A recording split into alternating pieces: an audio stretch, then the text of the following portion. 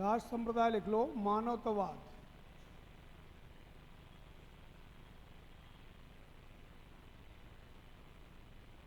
मानवतावादी संप्रदाय।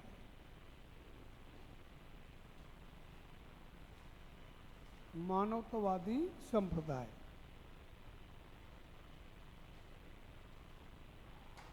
ह्यूमैनिटीज में यह आया था 1954। 1954।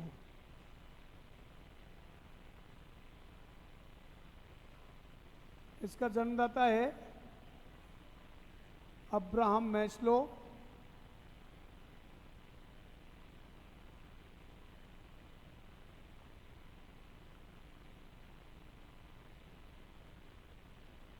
और अन्य विद्वान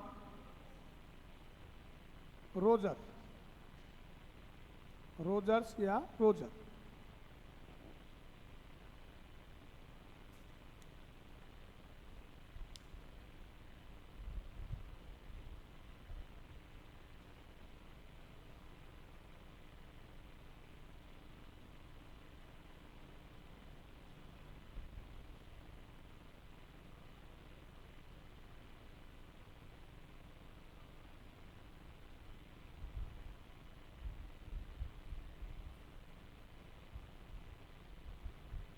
लिख लिया क्या?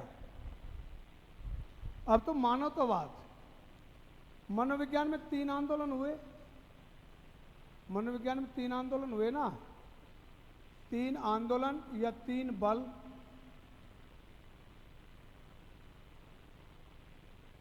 तीन आंदोलन या 3 बल एंड मोमेंट या फोर्स, जिसमें पहला आंदोलन है फर्स्ट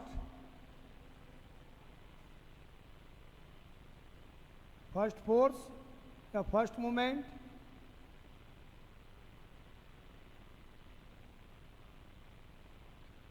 फर्स्ट मूवमेंट है मनोविश्लेषणवाद, यही है ना, मनोविश्लेषणवाद। सेकंड कौन सा है? व्यवहारवाद।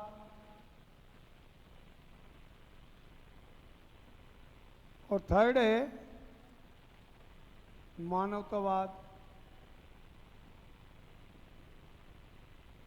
ये 3 आंदोलन हुए साइकोलॉजी, ठीक है ना। ये मानवतावादी थे। देखो, मनोविश्लेषणवाद सिगमंड फ्रायड का है। सिगमंड फ्रायड का है। फ्रायड ने मानसिक रोग से जो रोगी थे, मानसिक रोग से जो रोगी थे, उनके लिए उनकी क्रियाओं का अध्ययन किया और उसके आधार पर इसने संपूर्ण चीज़ों को बताया था। तो इसमें मनोविश्लेषणवाद में अध्ययन होता है मानसिक रोग से रोगियों का इलाज की बात आती है। मानसिक रोग से रोगी जो होते हैं उनके इलाज की बात आती है किसमें? मनोविश्लेषणवाद में। और मानवता व्यवहारवाद, व्यवहारवाद में पशुओं पर प्रयोग किया। किस पर? पशुओं पर प्रयोग किए।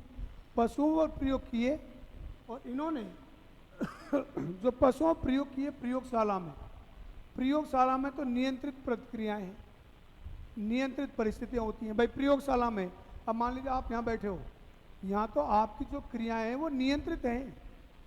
आप जब सड़क पर चलते हैं, घर में होते हैं, सामान्य रूप से वो क्रियाएं स्वाभाविक होती हैं। यहाँ तो आपकी नियंत्रित है, पहले से नियंत्रित है कि आपको कैसे बैठना है, कैसे नहीं बैठना है, कैसे क्रिया करनी, कैसे नहीं करनी, पहले से निर्धारित है। व्यवहारवाद में भी जो पशुओं पर प्रयोग किए गए थे वो प्रयोगशाला में किए गए थे और प्रयोगशाला की परिस्थितियां पहले से ही निर्धारित होती हैं। तो इसमें तो मानसिक रोग से जो रोगी थे उनके इलाज की बात की गई। तो मानसिक रोग से रोगियों के इलाज की बात की, वो भी नियंत्रित क्रियाएं हैं। और व्यवहारवाद में पशुओं पर प्रयोग किए, वो भी नियंत्रित क्रियाएं हैं।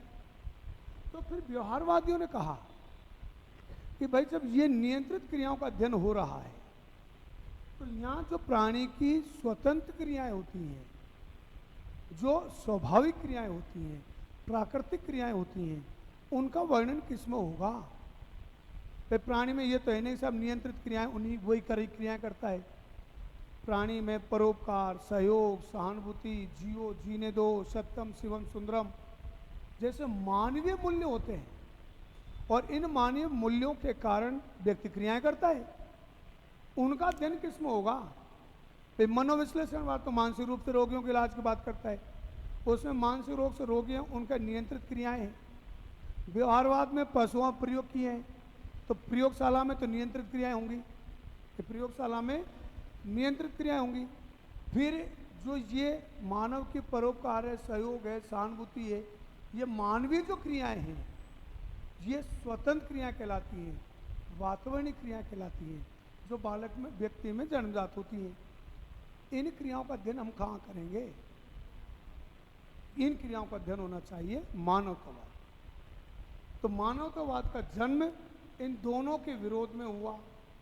तो मानवतावाद या अब्राहम मैस्लो रोजर ने कहा था कि इनमें जो क्रियाओं का अध्ययन होता है वो तो नियंत्रित क्रियाएं हैं। प्राणी की जो स्वतंत्र क्रियाएं हैं, ऐच्छिक क्रियाएं हैं, अनैच्छिक क्रियाएं हैं, उनका अध्ययन कहाँ होगा?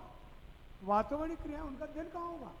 उनका अध्ययन होना चाहिए मानव, जैसे जियो और जीने दो, सत्यम, शिवम, सुंदरम, समानता, स्वतंत्रता, भाईचारा, सहयोग, इनमें किसी में भी नहीं आता, दोनों में से चीज़ें।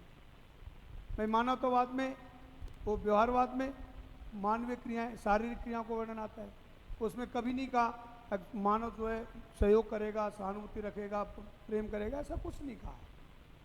उसमें तो बिल्ली का बार बार उछली कूदी सीख गई, ये क्रियाओं को वर्णन आता है। तो मानवीय क्रियाओं को वर्णन कहाँ आएगा? तो वो कहा मानवतावाद में। तो मानवतावाद का जन्म हुआ मनोविश्लेषणवाद और व्यवहारवाद के विरोध, पहली स्थिति। अब जो मानवीय क्रियाएं, जैसे मैंने कहा मानवता, स्वतंत्रता, समानता, भाईचारा, ये निम्न स्तर की हैं, ऋणात्मक हैं या धनात्मक हैं? धनात्मक है, स्वाभाविक बात। व्यवहार, मानवतावाद प्राणी के व्यवहार को धनात्मक मानता है, उच्च मानता है। समझ रहे हो ना? इसमें तो वही क्रियाएं आएंगी जो उच्च आदर्श की हैं, तो उन क्रियाओं के वर्णन की बात की है। इसमें जो रोजर है ना, ये रोजर, इसने प्रकार्यशील मानव, प्रकार्यशील मानव, इसकी बात कही है। यानी इसने कहा प्राणी क्रियाशील होता है, वो अपने मानवीय मूल्यों के प्रति स्वतः ही होता है। तो ये आत्मसिद्धि का मामला है। हम जब दूसरे का सहयोग करते हैं, मान लीजिए कोई व्यक्ति है जो सड़क पर चल रहा है, गिर गया, आप उसे खड़ा करते हैं, उसमें आपकी कौन सी स्वार्थ छिपा है? उसमें तो तुम्हारा मानवीय मूल्य तो है ना। ये हम काम करते हैं, कोई व्यक्ति भूखा व्यक्ति है उसको खाना खिलाते हैं, दूसरे का सहयोग करते हैं, ये जो मूल्य हैं ये तो स्वाभाविक हैं, वातावरणीय है। तो ये वातावरणीय क्रिया है ना, इनका वर्णन होना चाहिए किसमें? मानव। और इसके लिए सक्रिय रहता है, क्रियाशील रहता है, ऐसा कहा किसने? रोजर ने। तो उस रोजर के संप्रत्य को कहते हैं प्रकार्यशील मानव। क्या कहेंगे? तो मानवतावाद का जन्मदाता कौन हो गया? Abraham Maslow. और दूसरा विद्वान? मानवतावाद का जन्म क्यों हुआ? मनोविश्लेषणवाद और इसके व्यवहारवाद के विरोध में। मानवतावाद में कौन सी क्रियाओं का अध्ययन होगा? कौन सी? वातावरणीय क्रिया।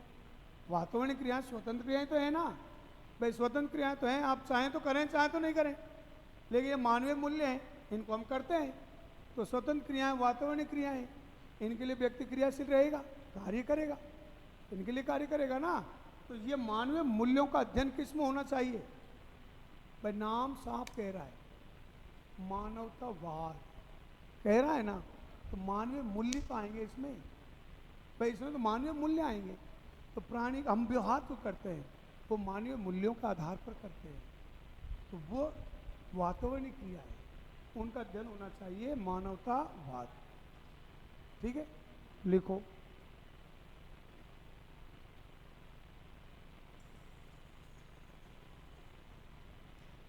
प्रतिपादक लिख लिए ना? मानवतावाद के जन्मदाता अब्राहम मैस्लो और कार्ल रोजर्स। आगे लिखो। मानवतावाद का जन्म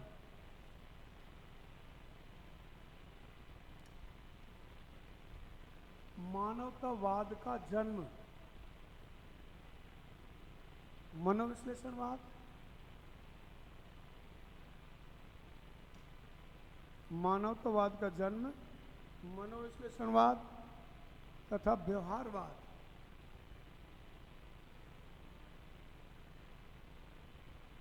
मनोविश्लेषणवाद तथा व्यवहारवाद के विरोध में हुआ।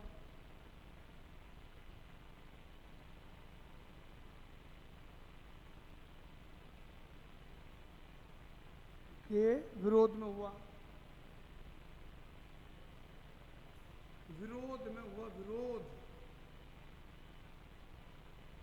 लिख लिया? आगे लिखो। मानवतावाद में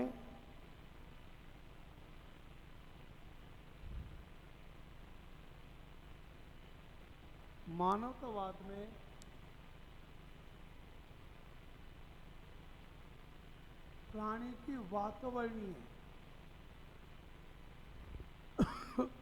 प्राणी की वातावरणीय क्रियाओं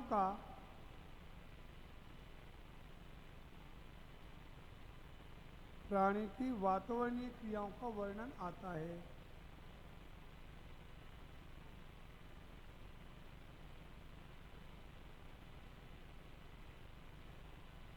वातावरणीय क्रियाओं का वर्णन आता है।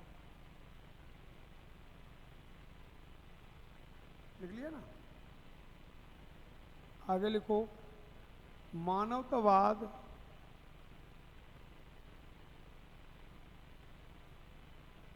प्राणी के व्यवहार को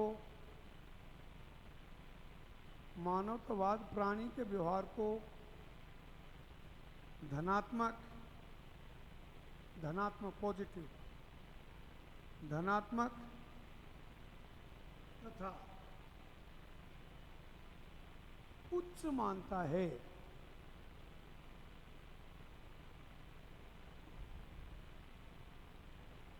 धनात्मक तथा उच्च मानता है।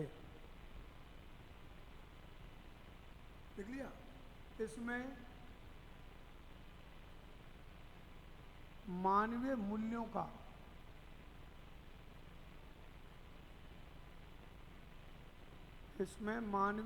का अध्ययन किया जाता है।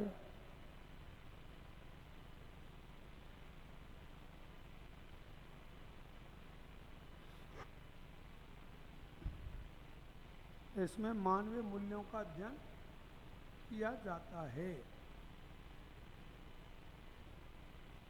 मानवीय मूल्यों का, जैसे जियो और जीने दो,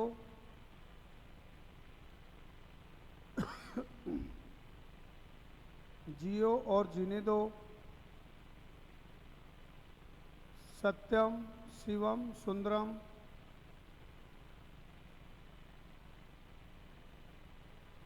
सत्यम शिवम सुंदरम,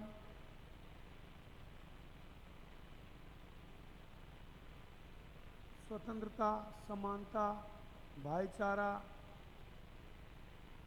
स्वतंत्रता, समानता, भाईचारा आदि।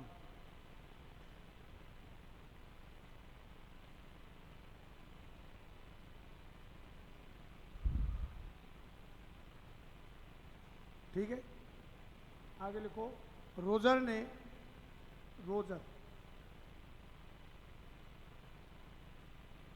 ने प्रकार्यशील मानव का संप्रत्यय दिया। प्रकार्यशील मानव, वो बोर्ड पे लिखा हुआ है, बोर्ड पे देख लो। प्रकार्यशील मानव का संप्रत्यय दिया।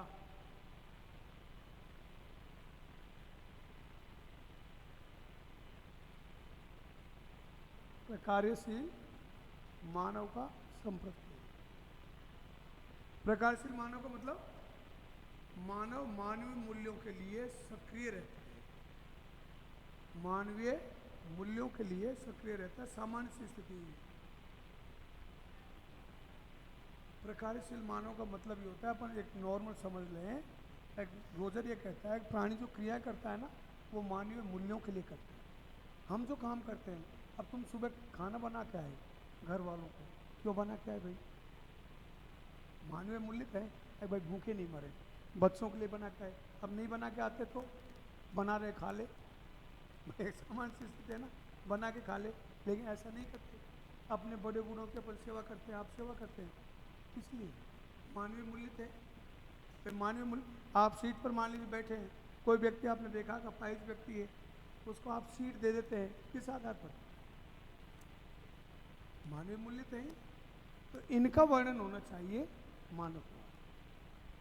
ठीक है, अब यहां तक बताओ कोई दिक्कत है क्या? हाँ, टेंशन में क्यों आ रही है? टेंशन नहीं है तो सुस्त लग रही है? कोई बात है कि चाय आप पी के आई थी, चाय बना के नहीं दी थी क्या तुमको? आज तुमको खुद चाय बनानी पड़ी थी क्या? पीती नहीं है तो फिर क्या पीती है? दूध पीती है। मिल गया था, चलो ठीक है, फिर अच्छी बात। फिर सुस्त मत रहा करें, वो घर पे ही तो है ना, वीडियो कॉलिंग कर लिया था, फिर ज़्यादा दिक्कत आए। हाँ भाई, ये थे संप्रदाय। अब यहाँ तक बताओ कोई दिक्कत है क्या? अरे तुमने कुछ तो बोला करो, पढ़ा था क्या? पढ़ लिए? ये तो अभी पढ़ा है, उससे पहले पढ़े थे, कंप्लीट पढ़ लिए। तुम तो आज ही आई हो, ये तो आए ना पहले। हाँ, मास्टर पढ़ लिए थे क्या? तुम पढ़ते भी हो क्या ईमानदारी से? अच्छा, कल, अच्छा संडे को नहीं पढ़ते, छुट्टी रखते हैं? नहीं, कहीं ऐसा हो छुट्टी रखे कल संडे की पढ़ने की? पढ़ते हैं। अच्छा, कोई काम आ गया होगा। हाँ, बिजी तो आदमी हो ही। अब आता है अपना अगला टॉपिक, अधिगम, लर्निंग।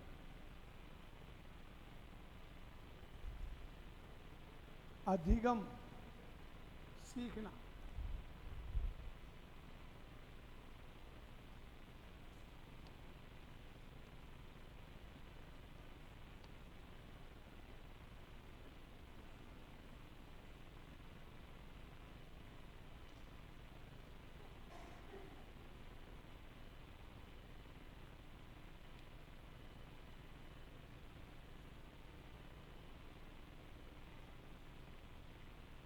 अधिगम, लर्निंग, सीखना।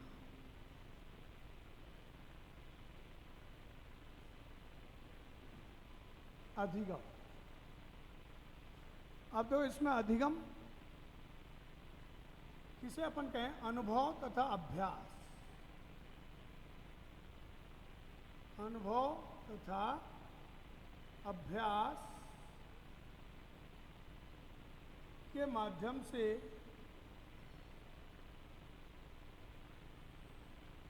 अनुभव तथा अभ्यास के माध्यम से व्यवहार में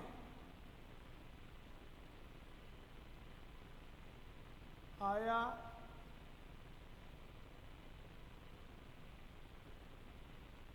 अपेक्षाकृत स्थायी परिवर्तन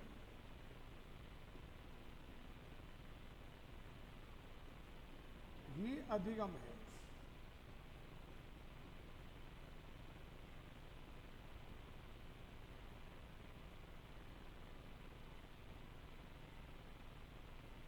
अब देखो, इसमें टिप लेना, लिखा दूंगा, समझ लो। तो अनुभव और अभ्यास के माध्यम से व्यवहार में आया अपेक्षाकृत स्थायी परिवर्तन। बालक जब जन्म लेता है, ना, उस समय उसमें अनुभव और अभ्यास होते हैं क्या? होते नहीं होते? जन्म के समय कुछ नहीं होता।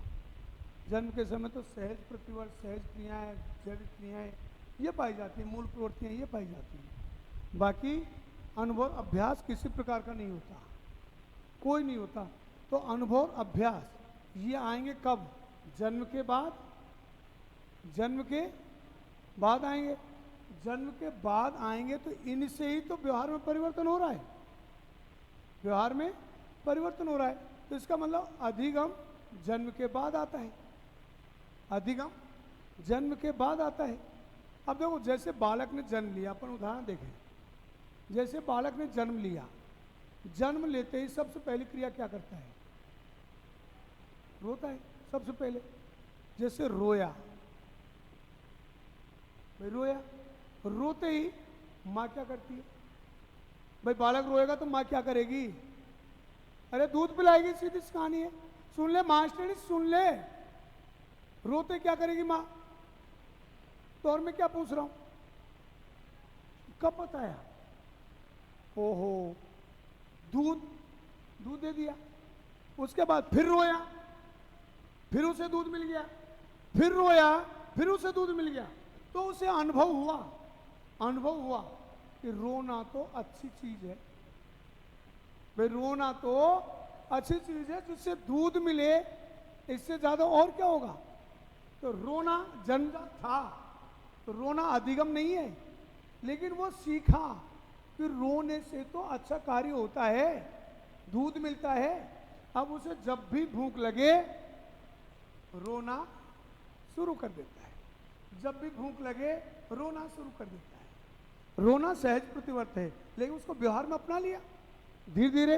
अब धीरे धीरे वो बड़ा हुआ, भाई जब बालक जन्म के समय था रोता था, धीरे धीरे बड़ा हुआ, बड़ा हुआ तो उसने देखा कि मैं रोता हूँ तब मुझे माँ दूध देती है, और ये बड़ा भाई है, ये रोता नहीं है, ये तो माँ से मांग ही लेता है कि माँ खाना, और माँ खाना दे देती है, और मैं रोता हूँ तब मुझे दूध मिलता है। तो इसका कोई लफड़ा तो नहीं है, कहीं मुझे रोना पड़ता हो, भेदभाव हो। तो वो पहली बार की करता है, चल आज मैं भी मांग कर देखता हूँ। पहली बार वो ये सोचता है कि मैं भी मांगू, मैं भी रो, नहीं मुझे क्यों रोना पड़े। तो पहली बार बालक मांगता है माँ से कि माँ दू, जैसे कहता है ना माँ दू, और माँ खुश हो जाती है कि वो मेरे बेटे ने दूध मांग लिया, दूध मांग लिया, और माँ खुश होकर उसको दूध पिला देती है। तो बालक को पछतावा होता है कि अब तक रोया, बेफालतू में रोया, इसकी बजाय पहले ही मांग लेता। लेकिन पहले मांग सकता था क्या? क्यों? परिपक्वता नहीं थी, परिपक्वता नहीं थी, तो मैच्योरिटी नहीं थी इतनी। परिपक्वता जैसे जैसे बढ़ी, उम्र बढ़ी, परिपक्वता का विकास हुआ, धीरे धीरे बालक ने मांगना शुरू कर दिया। ये मांगना जो शुरू किया, यही तो सीखा, अनुभव से यही तो सीखा, अभ्यास किया, बार बार मांगता रहा, बार बार मांगता, माँ दू, माँ दू, माँ दूध देने लग गई, धीरे धीरे रोना बंद कर दिया। व्यवहार में क्या सीखा? मांगना। मांगना क्या है? व्यवहार में परिवर्तनित है, अधिगमित है, अधिगमित है। इसी तरह से बालक धीरे धीरे धीरे धीरे सीखता है। अब मान लीजिए जैसे सभी घर वाले, सब घर के सदस्य में बैठे हुए हैं, भाई घर में बैठे हुए हैं, सबको माँ ने खाना दे दिया। अब बालक को भी खाना पकड़ा दिया, अगले बेटा रुक जा, मैं खिलाती हूँ, और सब के पास अपना अपना खाना है। थोड़ा बड़ा हो गया बालक, बड़ा हो गया है, सब घर वाले खुद खाना खा रहे हैं, और उससे कहा बेटा मैं तुझे खिलाती हूँ, और माँ खिलाने के लिए उसके पास आती है। वो देखता है क्यों, बड़ा हो गया है, वो देखता है कि ये तो सब खुद ही खा रहे हैं और मुझे माँ खिलाती है। तो वो कहता मैं ही खा लूँगा, ये भी तो खा रहे हैं ना, मैं ही खा लूँगा। माँ कहती है नहीं खाया जाएगा, तो खा ले। क्यों ना, मैं ही खाऊंगा। माँ कहती थे कपड़े खराब कर लिए तो ठुकेगा, भाई ठुकेगा, और माँ कहती है ये पकड़, अगर कपड़े खराब किए ठुकेगा तो। अब वो पहली बार उसके हाथ में चम्मच आई, पहली बार देखना, पहली बार जैसे चम्मच यूँ उल्टी करके यूँ लेके यूँ जैसे दी, यूँ दी, उल्टी तो थी चम्मच, जैसे यूँ दी कुछ भी नहीं आया। फिर यूँ देखता है ये घर वाले कैसे खा रहे हैं, भाई ये कैसे खा रहे हैं। उसने देखा चम्मच यूँ नहीं, ये तो यूँ जाएगी, और वो चम्मच लेकर यूँ जैसे यूँ दी, अब उसमें आ गया, और खुश हुआ, ओ मेरे में भी आ गया, भाई खुश हुआ, मेरे में भी आ गया। अब आगे का ध्यान तो दिया नहीं, और खुश हुआ, और उसने तो लेकर यूँ जैसे यूं की, और पूरे कपड़े खराब हो गए। अब खराब हो गए, माँ ने पहले कहा था कपड़े खराब मत कर लेना, फिर कहता है हे माँ, हे माँ, तू ही खिला दे, तू ही खिला दे, कपड़े खराब हो गए, तू ही खिला दे। माँ उसको डांटती भी है, कपड़े फटकार करके चम्मच लेकर के यूं और यूं देती है, चम्मच यूं दी, अब पता लग गया एक चम्मच यूं नहीं, ये तो यूं जाएगी। फिर कहता हूँ अब तो मैं ही खा लूंगा, भाई यही तो मामला था, अब तो मैं ही खा लूंगा। माँ कहते थे नहीं खा जाएगा ना, अब तो मैं ही खाऊंगा। और माँ चम्मच देती है, आधा फैलाता हुआ, आधा खाता हुआ, धीरे धीरे वही बालक खाना खाना, ये खाना खाना सीखा। ये क्या था? अधिगमित है, सीखा ना, तो अधिगम है, खाना खाना सीखा। लेकिन भूख अधिगम नहीं है, ध्यान रखना। ये तो जन्मजात थी। भूख सीखी किसने? किसी ने नहीं सीखी, वो तो होती है शुरू से। लेकिन भूख के कारण खाना खाना सीखा, ये अधिगम है। पानी पीना सीखा, ये अधिगम है। कपड़े पहनना सीखा, कपड़े पहनने में देख लो, माँ उसे कपड़े पहनाती है, वो देखता है बड़ा भाई खुद ही कपड़े पहन लेता है, माँ से कहता हूँ मैं पहनूंगा, मैं ही पहनूंगा। माँ कहते नहीं पहन जाएगी ना, शर्ट ले लेता है यहाँ, मैं ही पहनूंगा। माँ कहते ले पहन ले। अब शर्ट ली, एक हाथ यूँ बटन, पीछे चले जाते हैं, फिर कहते हैं हे माँ तो ही पहना दे। फिर माँ पहनाती है, धीरे धीरे धीरे धीरे वही बालक कपड़े पहनना सीख जाता। ये जो कपड़े पहनना सीखा, ये क्या था? हमने लिखना सीखा, पढ़ना सीखा, कपड़े पहनना सीखा, व्यवहार करना सीखा, ये सब क्या है? अधिगमित है। जो हमने सीखा, ध्यान रखना, जो बालक ने सीखा है, आपने सीखा है, वो पूरा अधिगम है। चाहे वो नकारात्मक हो या सकारात्मक, कोई जरूर नहीं है सकारात्मक। बालक को आप देखते होंगे, ये भी सीख जाता है, ये भी अधिगम है। और इसको पीना छोड़ दिया, वो भी अधिगम है। भाई छोड़ना भी तो सीखा ना, वो भी अधिगम आएगा। तो जो व्यवहार में सीखा, वो पूरा पूरा अधिगम कहलाता है। समझ लो, क्या समझे? अब तुमने जो लिखना सीखा, ये क्या है? तुम जो बोल रहे हो भाषा, ये क्या है? अधिगम है। तो ये अधिगम सीखा है, अर्जित होगा, जन्मजात नहीं होता, अर्जित होता है। सबका अलग अलग होगा, भाषाएं सबकी अलग अलग होती हैं। तो वैयक्तिक भी है और सामाजिक भी है। सामाजिक इसलिए एक समाज नहीं होगा तो सीखेगा कहाँ से? जटिल प्रक्रिया भी होती है। ठीक है, समझ रहे हो ना? तो अधिगम किसे कहेंगे? अरे हमने जो सीखा ना, सीधी सी कहानी है, हमने जो सीखा है, हमारे जो व्यवहार में परिवर्तन है। तुमने खाना बनाना सीखा, कपड़े पहनना सीखा, जूते पहनना सीखा, बातचीत करना सीखा, नमस्ते करना सीखा, चाय बनाना सीखा, ये सब क्या है? अधिगमित है। सब जो व्यवहार में हमारे परिवर्तन है, जो हमने सीखा है। ध्यान रखना, सीखा है। पलक झपकना सीखा क्या? जन्मजात है, ये अधिगम नहीं है। जो हमने नहीं सीखा ना, वो अधिगम नहीं है, चाहे हमारे व्यवहार में हो। ठीक है, लिखो।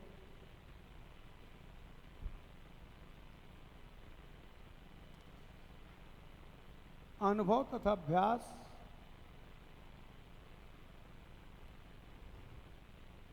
अनुभव तथा अभ्यास के माध्यम से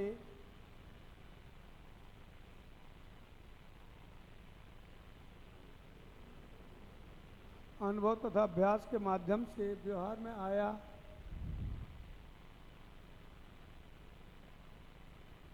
अपेक्षाकृत स्थायी परिवर्तन ही अधिगम है। अपेक्षाकृत स्थायी परिवर्तन ही अधिगम है।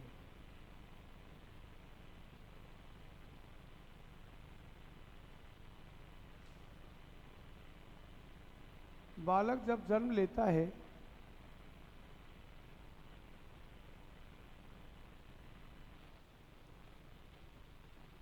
बालक जब जन्म लेता है,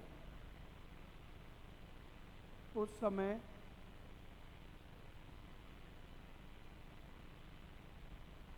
सहज प्रतिवर्त, प्रतिवर्त यानी सहज क्रियाएं, सहज क्रियाएं, मूल प्रवृत्तियां,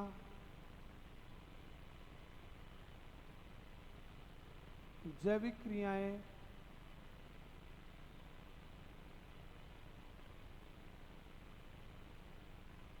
अभिवृद्धि, परिपक्वता,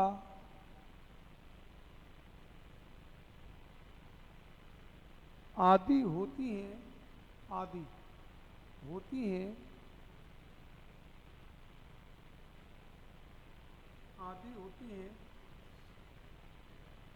ये अधिगम की श्रेणी में नहीं आती हैं,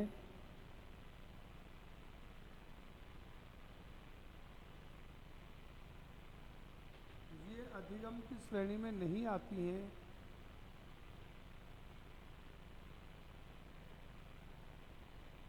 अतः अधिगम जन्मजात नहीं होता है,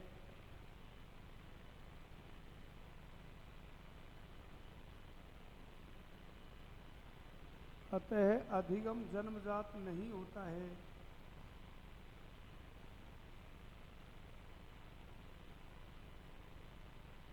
अधिगम अर्जित होता है,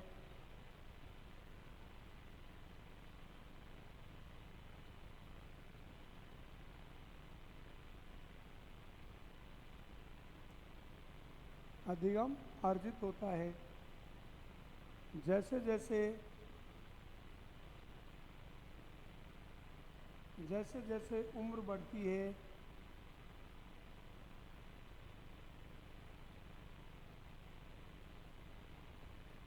उम्र बढ़ती है, परिपक्वता का विकास होता है,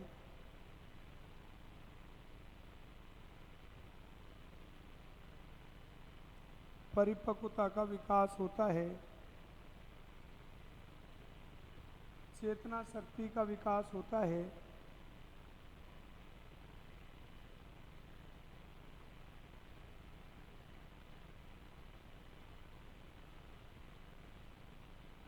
चेतना शक्ति का विकास होता है। वैसे वैसे वैसे वैसे अनुभव तथा अभ्यास बढ़ते हैं,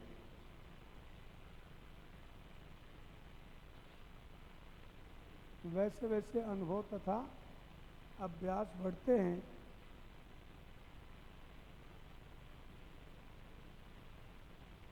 अनुभव तथा अभ्यास बढ़ते हैं, वह नवीन कार्यों को सीखता है, नवीन कार्यों को सीखता है, जिससे उसके व्यवहार में परिवर्तन आता है, जिससे उसके व्यवहार में परिवर्तन आता है। इसे ही अधिगम कहते हैं।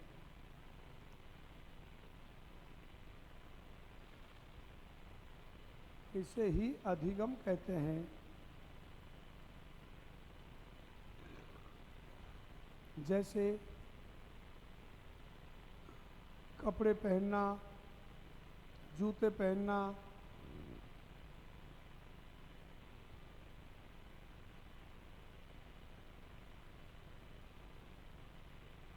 लिखना, पढ़ना,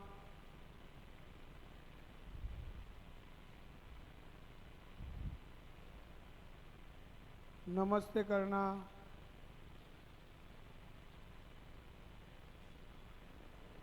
आदि।